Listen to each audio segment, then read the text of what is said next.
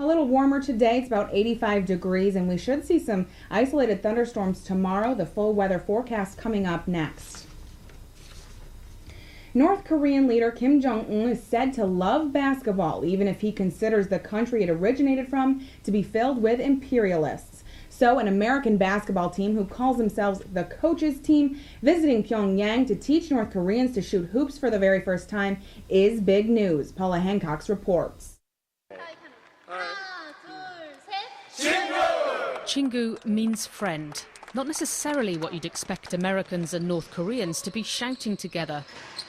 But this is basketball, no politics here.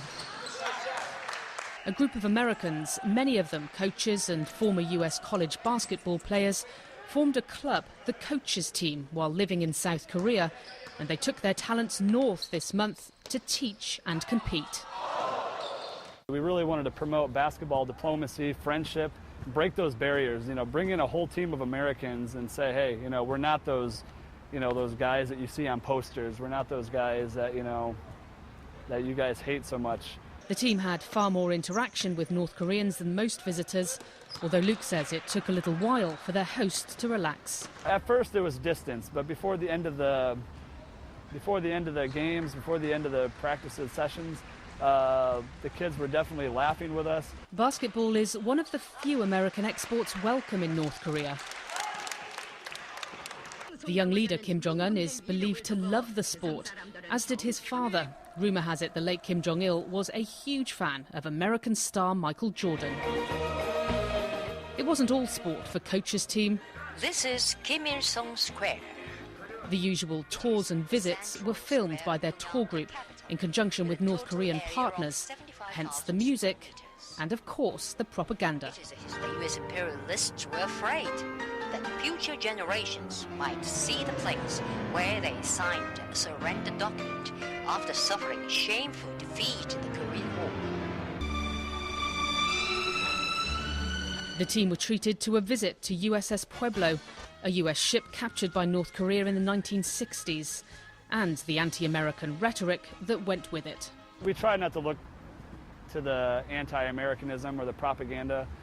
We knew it was coming. We knew it. We were briefed ahead of time, and we didn't want to get caught up in that. There was the obligatory visit to the giant bronze statues of former North Korean leaders Kim Il-sung and Kim Jong-il. And a trip to Pyongyang's fun fair.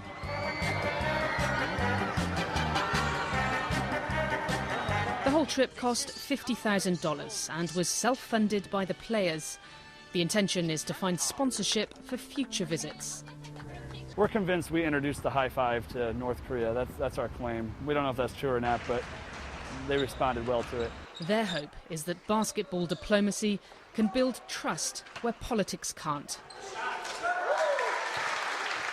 Paula Hancock, CNN Seoul. The A10 announced yesterday that Manuela Salcedo, a St. Bonaventure women's tennis student athlete, will be the Atlantic 10 Conference nominee for the NCAA Woman of the Year award. She will join nominees from other schools from all three NCAA divisions. The NCAA Woman of the Year award honors graduating student athletes who have distinguished themselves throughout their collegiate careers in the area of academic achievement, athletic excellence, service, and leadership.